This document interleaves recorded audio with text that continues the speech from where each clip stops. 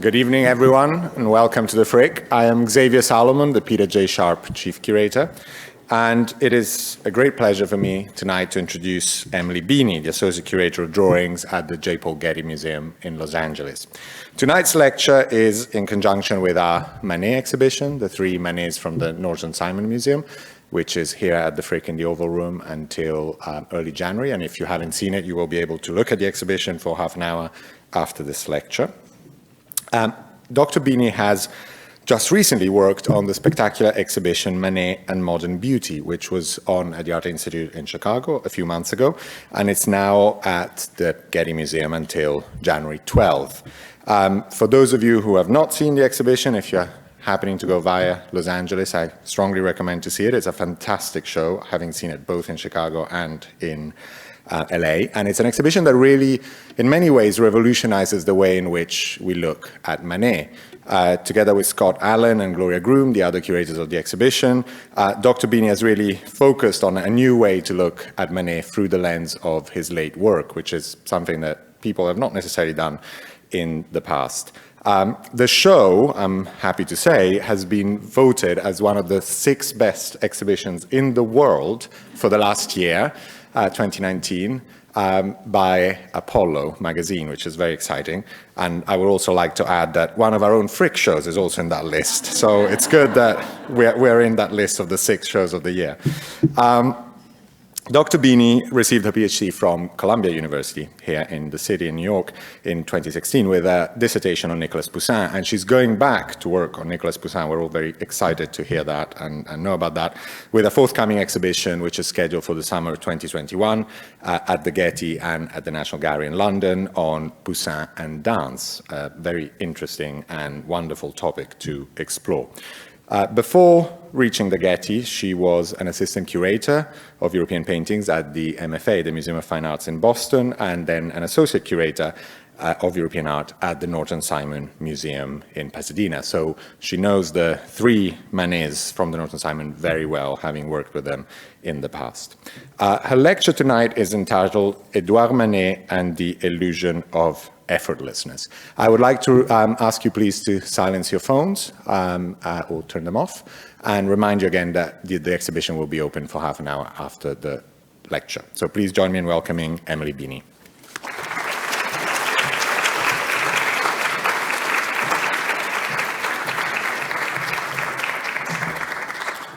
Thank you so much, Xavier, for that kind introduction, and many thanks to David Pullins and to the whole Frick team for inviting me to speak with you here tonight. It's a great honor to present a lecture at the Frick, most especially in conjunction with an exhibition of 3 paintings very dear to my heart. And I must say that the rag picker has really never looked quite so radical as he does amidst the gilded splendors of Mr. Frick's mansion.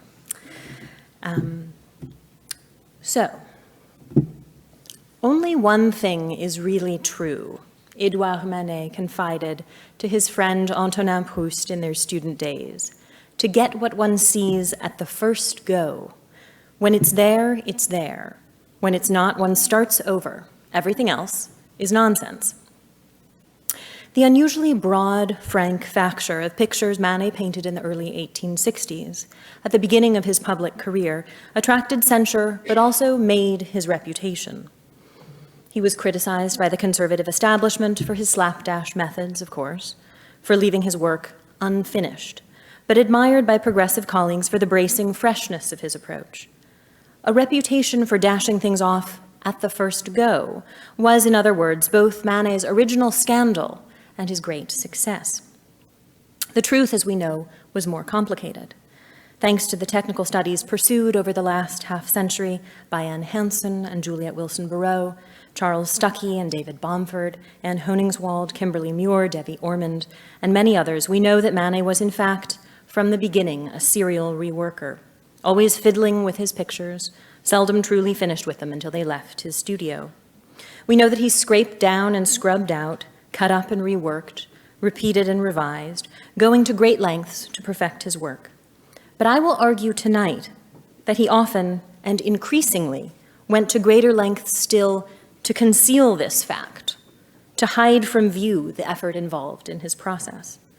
The remarkable success of this concealment is evidenced in Manet's enduring reputation for a kind of modernist sprezzatura. This term for studied nonchalance was coined by Baldassare Castiglione in his 1528 Book of the Courtier, where he wrote, "I have found a quite universal rule which seems to me valid above all others and in all human affairs, whether in word or deed, that is to practice in all things a certain sprezzatura, so as to conceal all art and make whatever is done or said appear to be without effort and almost without thought." It's a term, of course, often applied to the subject in Titian's great Portrait of a Man with a Glove at the Louvre. And I think it's no accident that for his 1867 portrait of his friend Manet, here on the right, Henri Fontaine-Latour made explicit reference to Titian's picture in the elegant detail of one hand grasping the other's empty glove. For Manet may present the 19th century's single most vivid embodiment of sprezzatura, in word, in deed, and even in dress. His speech famously peppered with Parisian argot, his appearance at once soigné and sans façon, his pictures abandoned unfinished, at least by contemporary academic standards. So here, we have a very clear example of that, a late self-portrait, today in a private collection. While the breezy effect produced by Manet's sprezzatura is immediately obvious, the furtive toil by means of which he achieved this artless effect is less readily apparent. This, I will argue, is very much by design, the result of a campaign waged from the beginning of Manet's public career, but with increasing determination at the end of his life, when on the one hand, the ascendancy of the sketch aesthetic within the Impressionist movement made his desire to claim the role of master sketcher all the more urgent, and on the other, when his advancing illness made all aspects of art making much more difficult. Manet seems to have presented the first symptoms of tertiary syphilis around the same time he painted this self-portrait, at the tail end of the 1870s. He would die a very painful death at 51 from complications of the disease in 1883. It is, in my view, significant that during the brief intervening period, he turned in a newly concerted way to watercolors and pastels. For the resulting works offer some of the most convincing displays of apparent effortlessness in his whole oeuvre. Light-hearted depictions of plums and flowers, pretty girls and cats. The watercolors and pastels have always been prized by collectors, but largely overlooked by art history. With a few notable exceptions, I'm thinking chiefly of Carol Armstrong and Helen Burnham, scholars have treated these objects as minor works executed in minor media, the products of an artist enfeebled by disease or seduced by the market. We are told again and again that Manet turned to watercolor in 1880 because his advancing illness had sapped his energy and curtailed his oil painting practice. Or that he churned out pastel portraits of pretty Parisiennes during his final years in an effort to market himself to a high society clientele. These explanations are, of course, substantially accurate, but they are also insufficient. They gloss over the specific attractions of watercolor and pastel for an artist who would have welcomed the occasion that these media provided for a bravura performance of sprezzatura. Famously unforgiving, both translucent watercolor and powdery pastel allowed Manet, an artist in the habit of scraping down and reworking his oil paintings, little room for revision. With watercolor or pastel, he could not rely on the opacity of his medium to cover his tracks. His response, however, to the challenge these minor media posed was not to stop revising, but rather to devise new means of concealment, new ways to hide the effort involved in his process. So, we begin at an earlier moment, in 1865. The opening of the Paris Salon on May 1st of that year touched off a fracas that every art history student knows by heart. Manet's two submissions had squeaked past the exhibition jury and now formed the object of fierce critical invective. Jesus mocked by the soldiers, today in Chicago, drew on Titian and Van Dyck, but cast in the starring role a day laborer, the same man, in fact, who transported Manet's two canvases from his studio to the exhibition hall. Worse yet, the painter presented his subject under harsh light, with broad, unblended strokes of paint and no concessions made to halftone. Critics were appalled, but saved their real vitriol for his other submission, as we know. The Olympia, today, of course, in the Musée d'Orsay, which reimagined Titian's Venus of Urbino as a contemporary prostitute and her West Indian maid. Nasty review piled on nasty review, much to the distress of Manet, who wrote despairingly to his friend Charles Baudelaire, "Insults rain down on me like hail. I've never seen such a to-do." On July 8th of that year, Manet's first published drawing, appeared in the pages of L'Autographe au Salon, an illustrated guide to the exhibition and its personalities. Most other contributors to this magazine submitted drawings that bore some relationship to their current Salon entries. Claude Monet, for example, who made his Salon debut that very year, contributed this pen and ink drawing after his Mouth of the Seine at Honfleur, a bracing, frankly Manetesque seascape today in the Norton Simon Museum. Reproduced via facsimile and gilotage, a rather complicated technical procedure that I will spare you, Monet's design provided readers of L'Autographe with the image of a composition that they could see in oils at the exhibition. Manet's contribution, by contrast, a drawing today in the Art Institute of Chicago, not only failed to represent either of the pictures he exhibited that year, but also declined to portray a complete composition, offering instead a series of piquant fragments crowded onto a sheet the size of a postcard. The published reproduction, here on the right, was made from an ungainly handmade facsimile, no doubt produced by a staff artist at L'Autographe after Manet's design. The lightness of Manet's touch disappears in the leaden facsimile, which nevertheless preserves a sense of the original's sketchy, improvised air. A closer look at the Chicago sheet, however, reveals that these are not improvised sketches at all. Laden with graphite, elaborated with controlled washes, and finished with deft strokes of opaque black ink, the three vignettes are in fact careful ricordi, each derived from a prior composition. The woman with a mantilla represents Lola de Valence, a Spanish ballerina whom Manet had painted during the Parisian engagement of her troupe at the Hippodrome Theater in 1862. The drinking boy repeats a figure from a larger composition, later cut up, though this portion survives. And the final vignette, the two Spanish dancers, was clearly meant to evoke the Spanish ballet, another product of Manet's encounter with Lola de Valence and her troupe. It's this vignette that brings us to the real peculiarity of the drawing. For the little male dancer does not occupy the same piece of paper as his companion. Apparently dissatisfied with his first attempt at this figure, the artist carefully cut out the corner of his sheet and pieced in a new one. The neatly joined slip of paper on which the male dancer now stands. Oh dear, what did I do? Okay. Oh, that's wrong too. Okay. Well, okay. I hopefully you can make out the join.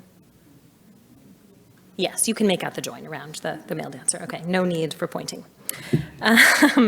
So rather than scrap the entire drawing, on which he had clearly lavished considerable time and effort, Manet devised a means of correcting his mistake, realizing perhaps that his design would be reproduced via facsimile.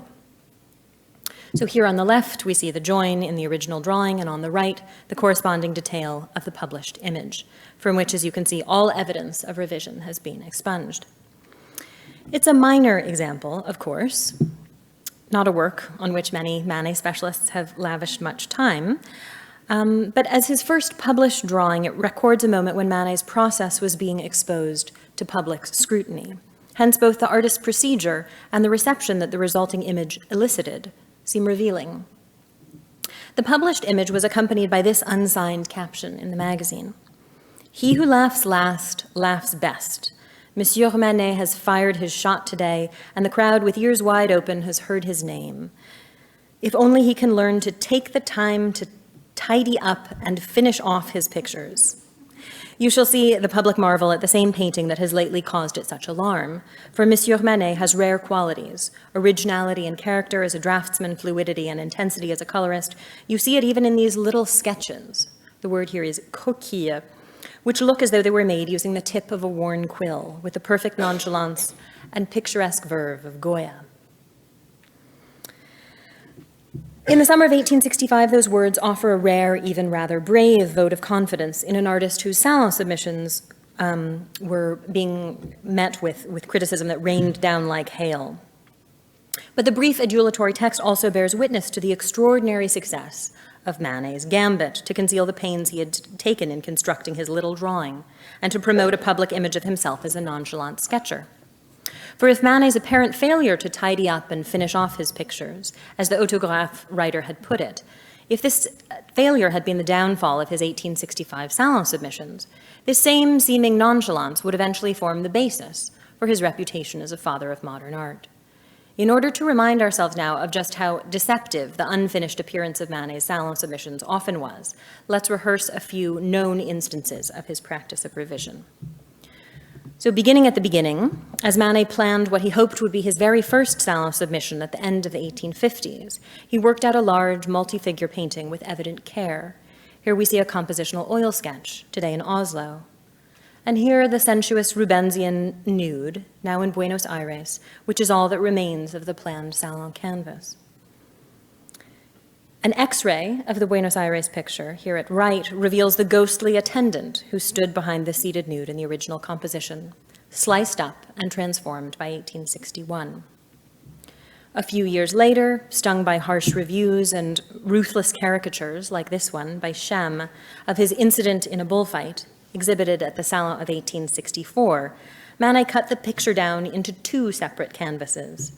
The Dead Toreador, today in Washington, and this picture, hopefully quite familiar to you all from the Frick collection, the succinct and witty bullfight. Some 20 years ago, Anne Honingswald and Susan Galassi pieced Humpty Dumpty back together on the basis of an X-ray, producing the diagram you see here at upper right in conjunction with an exhibition that reunited the two canvases. So at lower left, you see the X-ray with the bull's legs visible just sort of at the upper right corner of the X-ray. And then, obviously, the diagram shows you how the two canvases fit together. Even when no cutting was involved, Manet was a ruthless reviser, demanding dozens of sessions with his models. In 1869, his friend, the future Impressionist Berthe Morisot, remarked with some irritation that Manet had repainted this portrait of Eva Gonzalez some 25 times, washing out her head with black soap every night. The finished picture, shown at the 1870 Salon and today in London, bears traces of that process, both in a faint halo that surrounds the sitter's head and in the X-ray, where heavily scraped and reworked portions of her cheeks and nose appear dark and rough below the painted surface. He continued to fuss and fiddle with his oil paintings all through the 1870s. You might not guess it to look at this picture of a waitress serving beer at a cabaret, but its composition was the result of a fierce and protracted campaign of revision. As Juliette Wilson Barreau and Malcolm Park have explained, Manet began with a complex scene intended for the salon. It depicted two rows of drinkers on opposite sides of a long marble table at one of Manet's favorite watering holes. Dissatisfied, he sliced the picture in half, repainted the backgrounds of both fragments, and extended one of them with a strip of canvas, added along its right edge. This painting is now in the National Gallery, and the join in its canvas, plainly visible to the naked eye, where the workman's blue smock makes an abrupt change of color. Manet treated the same composition again on a smaller scale and with a slightly different background in the version with which we began, today in the Musée d'Orsay and here on the right. Slender diagonal strokes of paint in the pink background and on the shiny top hat in the middle distance suggest that the picture was painted swiftly, without effort and almost without thought, as Castiglione might put it, with paint still wet as the gleaming beer glasses in the waitress's grasp. In other words, even close examination here betrays no evidence of the laborious process, no sign of the cutting up, the extension, the repetition. The picture reads as an Impressionist painting. As we consider just what that might have meant in the 1870s, you'll remember, of course, that by this point, the Impressionists' independent group exhibitions are well underway. The first had taken place in 1874, when a conservative critic had coined the term Impressionist as an insult based on the title of Claude Monet's glimmering sketch-like harbor scene, shown in that exhibition, Impression Sunrise.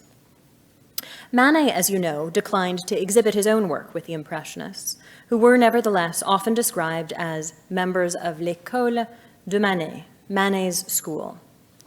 Monet, however, was coming into his own in these exhibitions as a comparatively swift and facile painter of pictures realized substantially outdoors. Manet's complicated friendships and rivalries with the Impressionist group's various members form the subject of a whole subliterature, but I'll remind us here that he was so interested in Monet's procedures that he spent the summer of 1874, that is, the summer immediately following the first Impressionist exhibition, with Monet at Argenteuil, a northwestern suburb along the Seine. There, Monet painted his scenes of sparkling water and cloud-streaked skies from a floating studio, pictured here by his visitor, Manet, in a painting now in Munich. Here, I think we sense Manet's fascination with his colleague's plein air approach. And here, too, we see, at lower left, Manet's own somewhat shy experiment with rapid broken strokes, like Monet's, used to suggest light refracted off wind-ruffled water. Though he was widely perceived as the progenitor of the Impressionist movement, Manet, as we've seen, was not a facile or speedy worker, and so was ill-equipped to work en plein air, outdoors, in the manner of his supposed followers. As Monet would recall many years after his friend's death, Manet was very hard on himself. He always wanted his picture to look as though it had been done at the first go, but often in the evening he would use his palette knife to scrape off the whole day's work. He kept only the underpainting, over which he would improvise anew. Monet, of course, was not the only member of the Impressionist group, painting with sometimes ostentatious speed in luminous outdoor settings. For example, as the 1870s wore on, Auguste Renoir's informal pictures of suburban courtship and leisure, and Berthe Morisot's sunny scenes from the lives of modern women plainly attracted the older artist's attention at the Impressionist exhibition. Here, Morisot's zigzagging fa presto brushwork provides an especially interesting model for a work like this one, painted in 1880 or 1881, quite close to the end of Manet's life. Today in Chicago, this picture certainly encourages us to believe it was painted outdoors. The rush and shimmer of brushstrokes here proclaim Manet's mastery of the Impressionist technique. In the model's fluffy fichu collar and her face made up with a dozen licks of color. In her reading matter, a wildly sketchy illustrated journal or magazine mounted to a wooden bar, indicating that this is a periodical kept on a rack for common use by the customers at a cafe. In the deliciously wet and wet mug of beer perched above Manet's signature on a little marble tabletop. Perhaps most of all in the landscape background, where brief touches of green, red, blue, and peach flicker and merge, suggesting dappled sunlight on a garden path, a scattering of flowers, a pair of slender tree trunks. This background, however, offers a clue that all is not as it seems. Though the breathless speed of Manet's handling creates the impression that he painted this picture on the outdoor terrace of a cafe, sketching the patron at an adjoining table, the summertime palette of the landscape background assorts oddly with the model's stylish, wintry toilette, her fluffy collar, plush coat, and hat. Moreover, if we compare this landscape with that in the background of a contemporary portrait today in Tokyo, we find there the same sunny garden path, the same red flowers and slender tree trunks. These pictures, we quickly realize, were not painted outdoors at all, but within the confines of Manet's Rue d'Amsterdam studio, where he hung one of his own landscape paintings, this Trumeau format composition on the wall, and posed his models before it as if it were a flat of scenery. The amorphous blue shape just right of the model's head here corresponds to a zinc watering can in the landscape composition. Clever as it is, there's also something poignant about this piece of stagecraft, for by the time Manet painted this picture, his health was in rapid decline. He suffered from pain and stiffness in his left leg, which he dragged behind him when he walked. The compass of his world was gradually shrinking to the block or two between his apartment and his studio. No longer able to venture out and take part in cafe society as he once had, He invited friends to stop by his studio and even had drinks delivered from a cafe around the corner. The plein air fiction of this studio picture, it seems, was a piece of wishful thinking in more ways than one. This brings us to the watercolors. In the summer of 1880, Manet's doctors sent him to the suburban spa town of Bellevue to pursue a bathing cure for the advancing paralysis in his left leg. Lonely and bored with country life, he filled the margins of his letters to friends back in Paris or off on holiday at the seaside in Normandy with watercolor illustrations. Here, a split chestnut from the tree in his garden sent to the young Marthe au Chedet. And here a watering can with a cat nestled in tall grass for his colleague Félix Braquemont. Here a snail perched on a fallen leaf.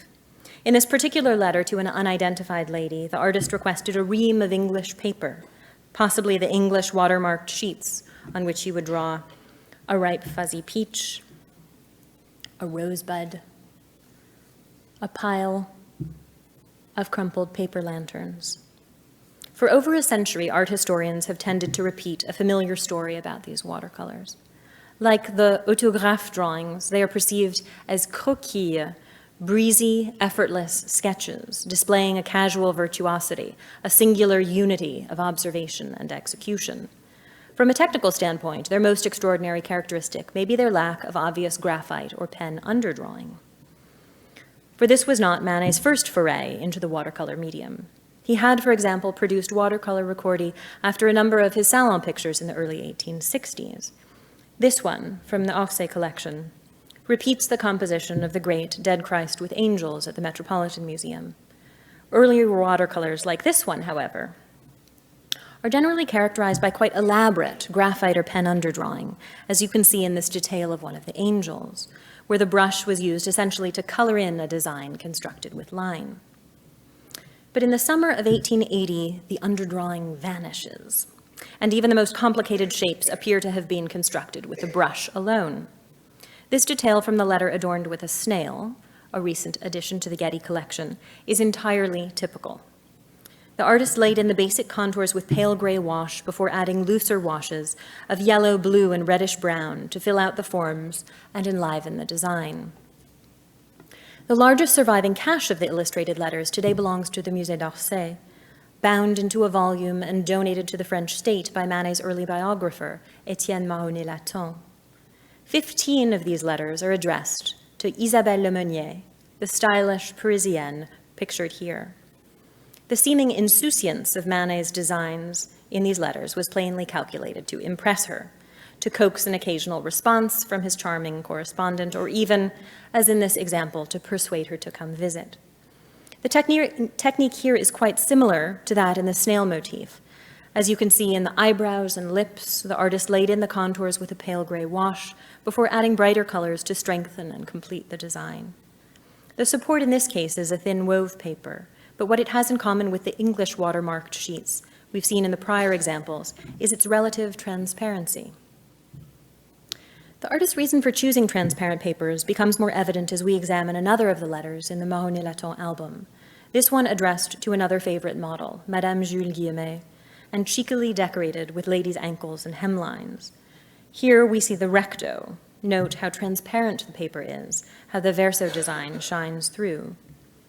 And then here is the verso itself. Again, we're invited to admire the freshness and unity of observation and execution, the succinct and playful nonchalance of each design. But in the case of at least one drawing on this sheet, a revised sketch of the same motif survives. This drawing is generally treated in the literature as an independent work. The nervous graphite contours that double the left-hand ankle and toe are often read as signs of the model's bored or nervous movement. But the fact that a similar doubling occurs in the graphite contours of the hemline and the underside of the table suggests that these extraneous pencil marks are in fact pentiments, revisions made in the scribbly style we find everywhere in Manet's pocket sketchbooks. Indeed, several signs indicate that this sheet belonged to one such sketchbook, and that after reworking his graphite design in watercolor, Manet traced it into the margin of his letter to Madame Guillemet. The support here is actually a faded version of the graph paper found in several of the artist's dismembered sketchbooks, The rounded corners on the left-hand side of the sheet and the binding holes on the right point us in the same direction. So, having worked his pencil sketch over in watercolor, Manet lays his transparent letter paper over the design and carefully traces it with light gray wash, still visible in the letter, in the design in the letter, between the strokes of black in the right-hand shoe. These two pairs of ankles, these two cafe tables and hemlines, are not approximately, but exactly the same size, arranged in not approximately, but exactly the same configuration. Fleshing out his gray wash tracing with brighter shades of watercolor, Manet produced a seamless design, effectively expunging all evidence of hesitation, all signs of his process. Other letters in the Mahonnais-Laton album suggest the same approach. In this one, a letter to Isabelle Lemonnier decorated with a likeness of Madame Manet's cat, Zizi, we are struck by the elegant concision of the brush-drawn design, the certainty with which Manet laid in the animal's musculature and markings. But we find once again that this design began as a scribbly sketch, executed in pencil on a graph paper notebook page, which the artist must have slipped under his letter paper and traced with gray wash. Once we look for it, we find tracing everywhere, a kind of magic trick that allowed Manet to subtract the underdrawing from his designs. In another Lemonnier letter, the dozing Zizi serves as en-tête-de-lettres, having first appeared in graphite on a sketchbook page. The artist was apparently so fond of this particular motif that he traced it, not once, but twice. First into the Lemonnier letter, and again onto the verso of a more richly illustrated note to his friend and engraver, Henri-Charles Guérard, where it was accompanied by the words, "Here is Zizi coming to pose for me as if she wanted me to give you her news, since I'm writing to you from my garden." The charming fiction of the cat posing in the garden makes Manet's hope that such images would be received as fresh and spontaneous, casual doodles of his immediate surroundings, quite plain. Today, at the Fondation Custodia, the Guérard letter is among the most spectacular specimens of Manet's illustrated correspondence. Enchantingly, it retains its envelope, addressed to the printmaker on holiday at Honfleur, complete with stamp and postmark. So dated with a peach, the peach is really where the letter kind of begins. The sheet bears a pair of shrimps, a tiny seascape, a series of portraits, and a swallow, tokens of the Bellevue garden, the beach at Honfleur, and the Paris scene that Manet missed so much. Among the portraits on the verso, the central one in lost profile represents Madame Manet. So now I'm afraid to point, but hopefully you can see her. She's on the right side, sort of near-ish the bottom of the sheet, wearing a big, fabulous hat. So like Zizi the cat, Madame Manet was drawn separately and used at least twice. So the design began again in a sketchbook on this sheet, today in the Metropolitan Museum. It was then dropped into a July 24th letter to an unidentified recipient, where Manet touched up the likeness with watercolors, before granting her a final appearance in the letter to Guérard. Guérard's wife, Manet's former pupil, Eva Gonzalez, was also among his correspondents that fall.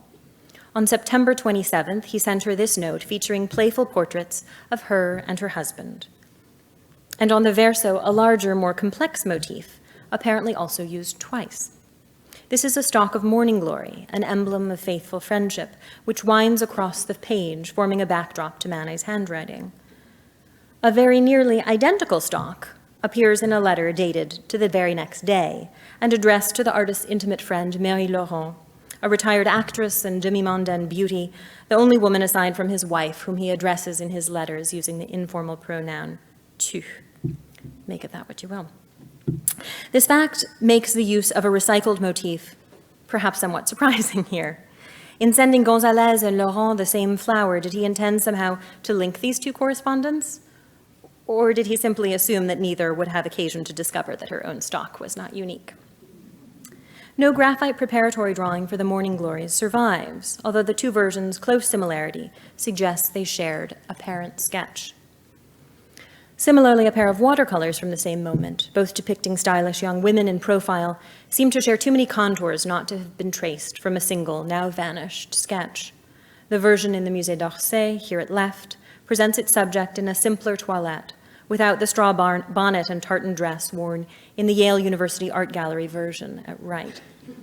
The women's profiles, poses, and elegantly folded hands, however, are identical in the two compositions, giving the impression of a single paper doll dressed in two different outfits.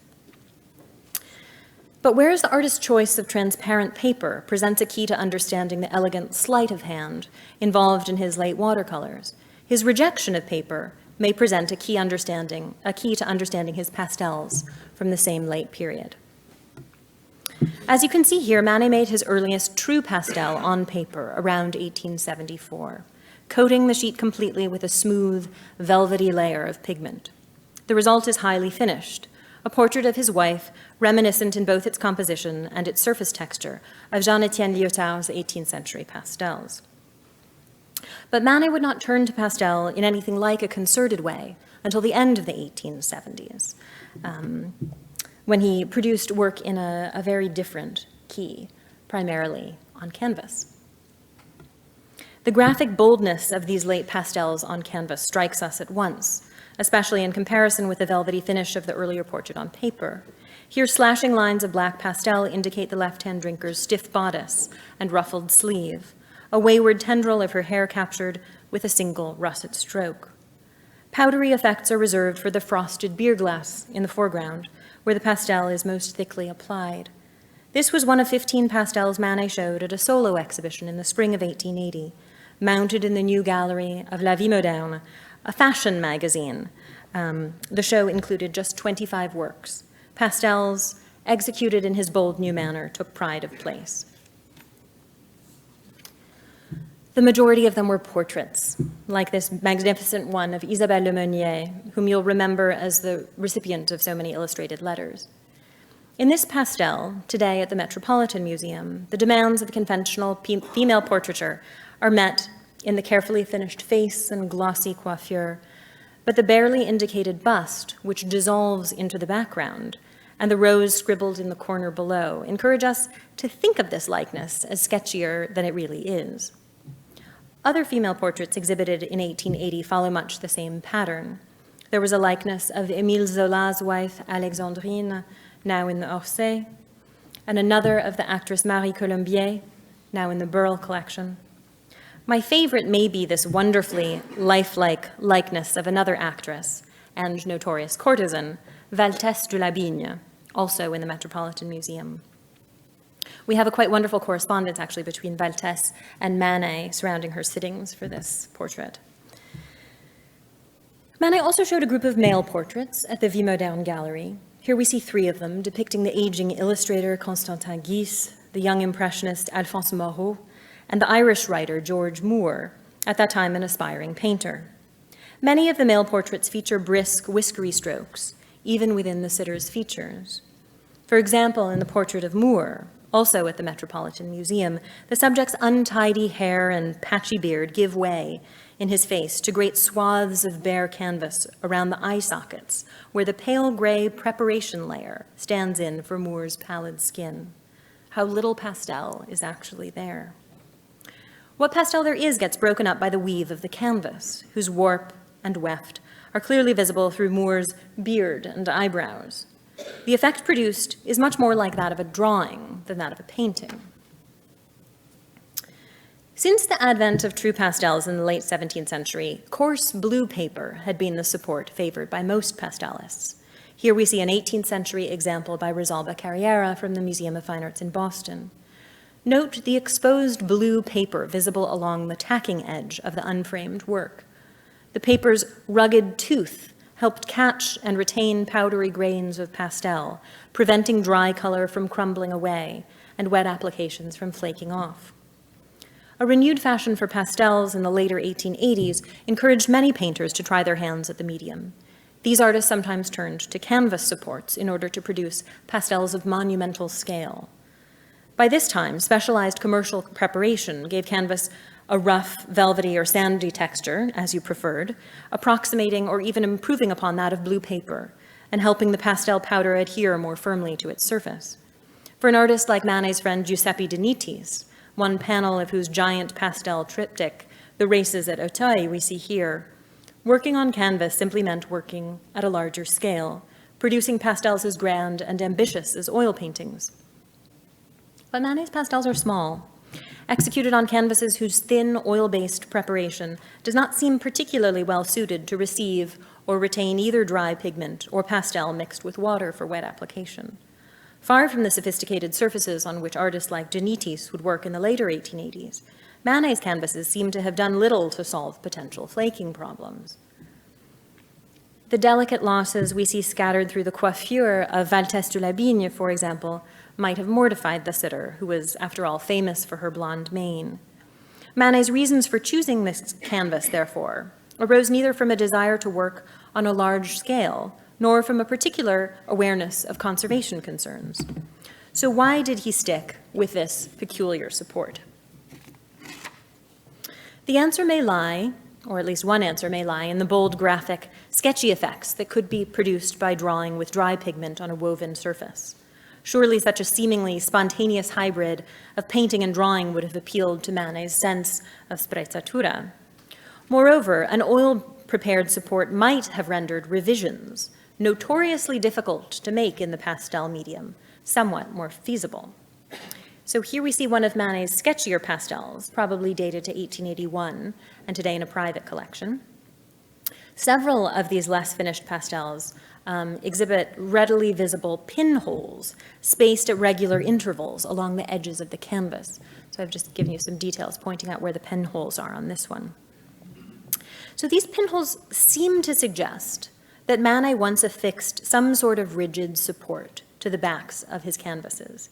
Pieces of board perhaps slipped between the stretcher bars and the taut fabric. This would have allowed him to apply more pressure to the surface of the canvas, to use more friction than he could have without a rigid backing. One purpose for which a stiff secondary support would have been particularly useful is scrubbing down. Of course, one can't scrub pastel powder, certainly not off a piece of paper. It smears and blurs and makes a mess. But off of a canvas covered in an oil-based preparation and tacked to a rigid support, with a solvent-soaked rag? Perhaps. Pinning the canvas to a rigid secondary support in order to facilitate erasure would certainly square with the only detailed first-hand account of Manet's pastel making that comes down to us. Jacques-Émile Blanche, who would become one of the foremost pastelists of the fin du siècle, remembered Manet's struggle to capture the beauty of his young model, Suzette Lemaire, in a sitting for this portrait. Blanche wrote, "Manet struggles, stoops, turns back to the little mirror that he keeps on his left, where the girl's pretty face appears in reverse. He sets out to beautify, to flatter. He chooses the prettiest pinks. He erases. He begins again." Examining Mademoiselle Lemaire's pert profile, described with brisk, lively strokes of pink and white, we search in vain for evidence of the struggle that Blanche describes. Erasure, scrubbing down and starting again, might be the only explanation. A background layer of evenly applied pale gray pastel may cover whatever faint traces of the artist's earlier efforts were left behind. If in his late watercolors Manet had relied on an unusual support, transparent letter paper, to subtract the underdrawing, he might have done something similar in his pastels, using a support that would allow him to erase a non-erasable medium, and, as he said to Proust, start again. Rather than give up the process of revision, he found new ways to hide it, and his concealment was a success. Most every modern description of the letters from Bellevue characterizes their watercolor illustrations as dashed off in an instant, and even a modern observer as acute as John Rewald, the great Impressionist scholar, once remarked that Manet's pastels are expressions of pure sensual pleasure, free of problems and conflict, and conceived without effort. Rewald's words, of course, echo those of Castiglione and demonstrate Manet's extraordinary ability to conceal all art and make whatever is done appear to be without effort. Moreover, to dismiss the late watercolors and pastels as minor works, less important or serious than oil paintings, is also to miss their deep connection to his contemporary oil painting practice. Here we find a kindred, accelerating effort to create the illusion of quick, decisive facture. This brings us to another pert profile of a pretty Parisienne, which Joris Karl Huysmans actually likened to a pastel when Manet exhibited it at the Salon in 1882. This exhibition would be his last. He died a week before the opening of the 1883 Salon, for which he had been too unwell to complete a submission in any case. Today in the Getty Museum, this picture presents its adolescent model in a chic springtime toilette before a backdrop of rhododendrons in bloom. The artist took considerable pains with the young girl's profile, set off like a cameo from the background by a zone of bright green paint. As Devi Ormond and Catherine Patterson have demonstrated in their technical study of this picture, Manet worked and reworked this portion of the composition, gradually retracting the model's profile until he achieved the pert, upturned nose, supposedly typical of the modern Parisienne. The picture is full of other revisions. The parasol shaft was repositioned, the model's tummy was tucked, and the black ribbon on her bonnet painted and repainted until a fine web of drying crackle spread across it. And yet some portions are quite freely executed. The fluttering lace fringe of her parasol, for example, through which we catch glimpses of blue sky and green leaves. Or the foliage at lower right, where between rapid strokes of blue and green, we see right down to the preparation layer, a translucent wash applied directly to the canvas, whose weave is clearly visible between the creamy strokes of paint. Manet plainly liked the look of this, the freshness, the economy, but a similar effect was no longer available to him on the left side of the figure, where his extensive revisions to the profile, the belly, and so on, had left him with pentiments to be covered. So here, in an apparent attempt to replicate the appearance of brisk green brushstrokes over a bright ground, he laid in a layer of pale beige paint over his pentiments, a false ground, as Ormond puts it, that he knew would cause this portion of the composition to read from a distance as swiftly, thinly painted. Once we understand what's there under the surface, we can see that the left-hand portion of the canvas is denser and more heavily worked than the right. But without this knowledge, the whole background reads as summarily painted, breezy as a watercolor, effortless as a pastel, an exercise in studied nonchalance. Thank you for your attention.